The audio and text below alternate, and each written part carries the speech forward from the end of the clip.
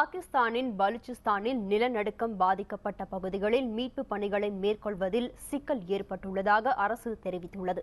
அந்த பகுதியில் உள்ள கிளர்ச்சியாளர்கள் குழுவின் தாக்குதலே இதற்கு காரணமாக கூறப்படுகிறது.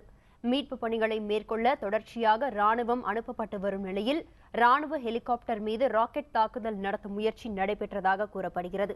இதேபோல மீட்பு பணியில் ஈடுபட்டிருந்த நபர்கள் மீதும் தாக்குதல் நடந்ததாக தெரிகிறது. இந்நிலையில் மீட்பு பணிகளை முழுமையாக மேற்கொள்ள தாக்குதலை கைவிடுமாறு கிளர்ச்சியாளர்களிடம் அரசு கோரிக்கை விடுத்துள்ளது. அவேரான் உள்ளிட்ட பகுதிகளில் சில தினங்களுக்கு முன்பு ஏற்பட்ட நிலநடுக்கத்தில் நூற்றுக்கணக்கானோர் பலியாகினர். லட்சக்கணக்கானோர் உடைமைகளை இழந்து தவித்து வருகின்றனர்.